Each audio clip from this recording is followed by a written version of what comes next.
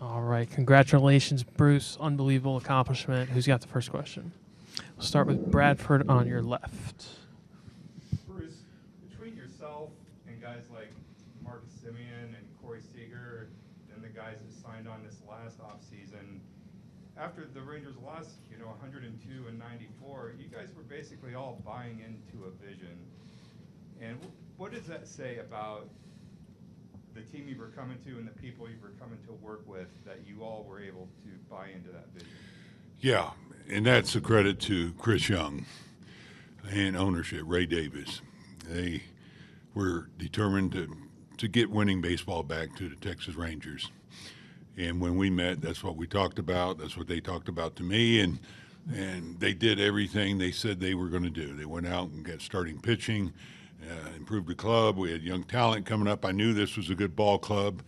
So, I'm very fortunate, blessed, to come into this. It's such a great group of guys, but it starts at the top, and those guys were committed. And look, we're in a good place now. Other questions for Bruce? Go to Ron up front here. For all the big hits that Corey had, it was off the end of the bat, opposite field, down the line. It starts you going. And did you think at all how wacky that situation was, or did you think he had the ability to try to direct it there? Yeah, I've seen that a few times with him, where he catches it off the end of the bat, and they're on a pretty big shift there, and he gets his hits. He got a couple tonight. I don't know what else to say about the man. He's just incredible. He's the guy you want up there, obviously, but what he did this season, I got to see him a lot, playing against him or managing against him in the National League West, and you appreciate him even more when you get to see him on a daily basis. How good this man is, how committed he is to winning. He plays a great shortstop, but at the plate, he's as good a hitter as I've had in a year. We'll go back to Ron. What did the first 5 innings do to your insides? And any point did you think of picking up the phone? You just got to hang in there, because he's done that to a lot of clubs, and he had great stuff. And you just try to wait it out, and hopefully somebody ignites you. But it took a while to get that first hit. I was getting on Donnie Ecker. I said, let's quit playing possum. How about getting a hit here anyway? And so we finally got that, and things got rolling. Then it got contagious. But it's all about our starting pitcher. What a job he did. He was in trouble, I think, every inning. It seemed like the leadoff guy was getting on and having to pitch out of jams, infield in, second and third, one out, and made his pitches. He's done this, his whole career. So we had the right guy out there, and thank goodness we had Nathan going today. Go to Claudia right here. Bruce, congratulations. Thank you. We talk about, you are on a short list of managers who have won World Series. How does this one feel? It's special. I'm not going to lie, it's special to come here in my first year,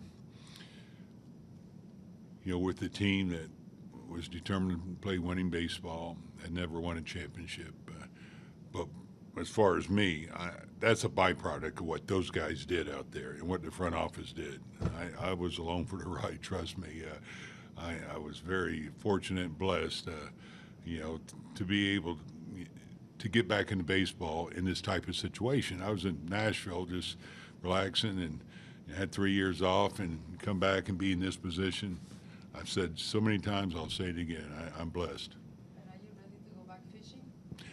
I'm going to take a break right now, but I'll get out there. I'm sure my grandson, he's going to have a fishing pole for Papa when he gets back. Take a few more. We'll go to Bradford. Bruce, it seems like you are always ready to deflect praise for yourself onto your team and your front office, but you now look at the list of managers who have won 4 more World Series, and we're talking Joe McCarthy, Casey Stengel, Connie Mack, Walter Austin, Joe Torre, and Bruce Bochy. What does it mean to you to be on that list? Whew. It's a little really overwhelming because of what those men accomplish. I did run into Joe Torre a couple of days ago at the hotel and got to speak with him, and I mean what he did, the championships. But you look at that and you know that you're benefiting, from so many people, wells dug by others. And so for me to get in this situation, again, very fortunate. But to be mentioning those names, I never thought in my wildest dreams when I started managing that I'd be in this position. One or two last ones. All right, Boch, congratulations. Amazing accomplishment. Thank you so much for everything. Appreciate it. All right, congratulations, Corey. Amazing stuff. Who's got the first question for Corey? We'll start with... Who's up first? We'll start with Bradford on your left, Corey. Corey, so many of the leaders on this team, starting with you and Marcus, because you guys signed on after a 101 loss season, as did John Gray, and you guys were really buying into a vision. After tonight, how can you reflect back on what you saw in this team that convinced you that this could happen? Yeah, I've talked about it before. A lot of it was CY. Just the way he laid it out, how he laid it out. He didn't hide from anything. He didn't shy away from anything. He knew where they were, and he knew where he wanted to go. It's just awesome. This is the vision, right? So, kind of a loss for words, but it's a really special moment. Other questions? We'll go Steve up front. After last night, when someone asked you about what you feel about possibly being MVP twice, and basically you couldn't care less, but what does it mean to you to be able to lead this team and to have this honor given to you? Yeah, it's truly is incredible. But it's not just me, man. What this team did and how we competed and all the guys in there rallying, we don't really have one leader. That whole clubhouse is a leadership.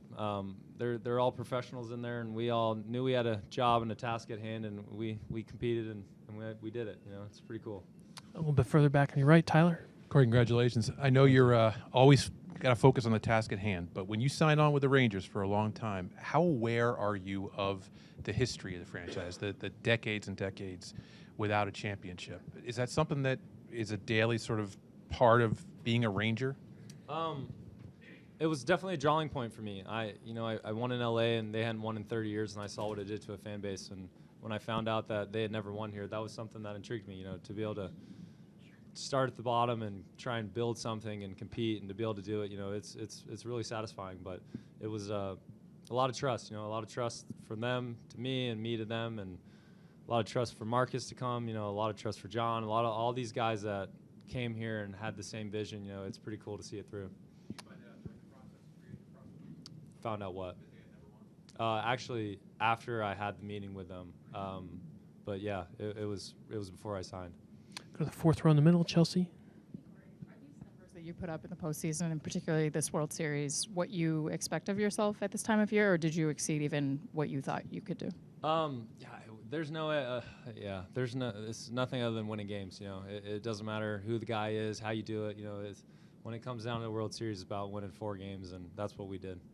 Go to Ron up front, Corey. When you find yourself with names next to Koufax, Gibson, Reggie, do you find that hard to believe?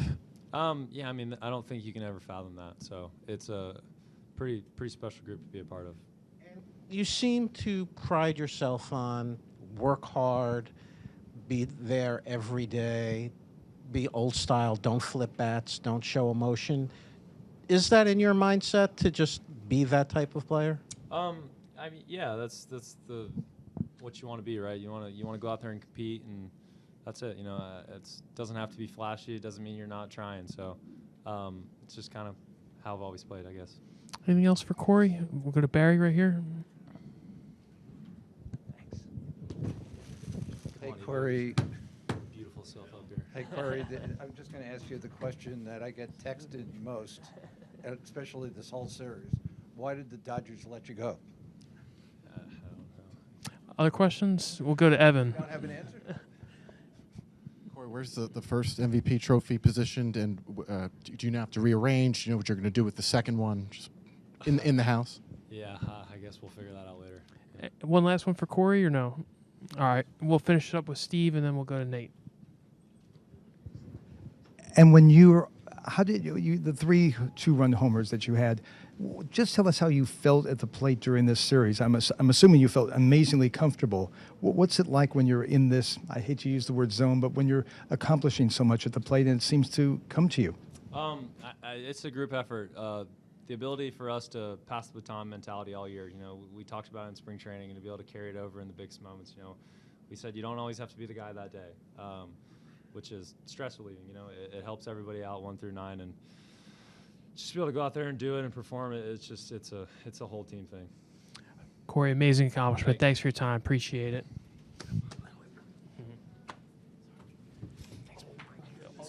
Hey, great job, man. All right, Nate, congratulations. So happy for you. All right, we'll get started with Nate, another 2-time world champion. Who's got the first question? We'll start in the back on your left, Nate. Nate, it seemed like you had to deal with a lot of traffic all night. Talk about how you felt and how you got out of that. Physically, mechanically, I felt really good. I just didn't do a very good job of executing my pitches until I needed to. The leadoff walk to start the game, having traffic, like you said, 1 through 5. And it wasn't easy, and I was able to make the big pitches when I really needed to. Defense was great. Evan Carter out there in left field, he made some really good reads out there and was able to leave guys, leave them on the base pass so Jonah and I can make sure we got the job done. Go to Bradford on your left, Nate. Sometimes starting pitchers will say that they don't really pay attention to what the other starter's doing because they're focused on the other lineup. But tonight, how cognizant were you of how Zach Gallen was throwing, just in terms of knowing you were probably going to have to keep throwing up zeros? Yeah, I usually sit down in the tunnel. That way, I don't get distracted by those things. It's my job to go out there and throw up zeros as well. Zach threw the ball incredible tonight. Kept our offense off balance for a long time, and that's just one of the good things about our offense. You can't say enough good things about them. They're 1 through 9. They're able to put together quality at bats and get the job done. And it's my job to go out there and try to keep the score 0-0 or until we, are able to get on the board. And we were able to add on in the 9th, and it was just a really good performance all around. Tyler on your right, Nate. Congratulations. When you were growing up in Texas in the 90s, early 2000s, what were the Rangers known for? What was the perception of the Rangers? Because obviously now you're champions. It's going to be different. Honestly, for me, I'm from the Houston area, and I grew up an Astros fan. For me, I grew up watching the Killer Bees and, going to the Astrodome games and enjoying that time with my dad. And,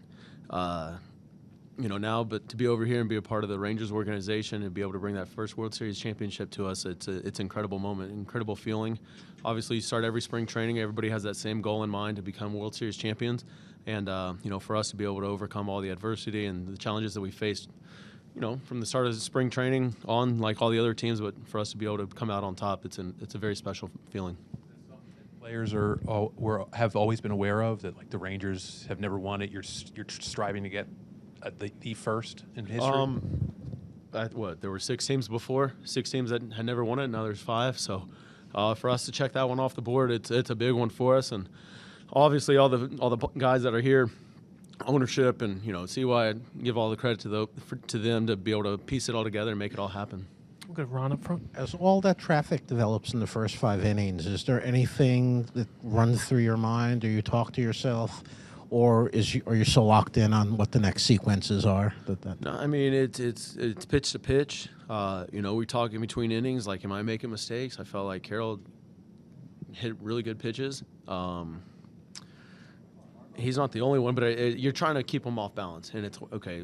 If I'm walking guys, that's one thing, but when they're getting their hits the way that they are, it's sometimes you tip your hat to it, and other times you got to make sure that you're adjusting with them as well. And I think that's why we were able to leave the runners on base and not allow them all to score, is because of the game planning we had. How exhausting is it to pitch with all those runners on base? It's tough, but I mean, being in one of these moments where it's still 0-0, you go out there and you do want to go out there and go as deep as you can in those ball games. And I'm looking at my pitch counts and watching it climb, and at the same time I'm trying to get quick outs and get the guys back in the dugout, because I know how good our offense is, and I feel the faster I can get those guys in the dugout, the better opportunities we're going to have to score. And it's, again, credit to our offense for putting up together quality at bats and working walks and being able to Corey getting it going.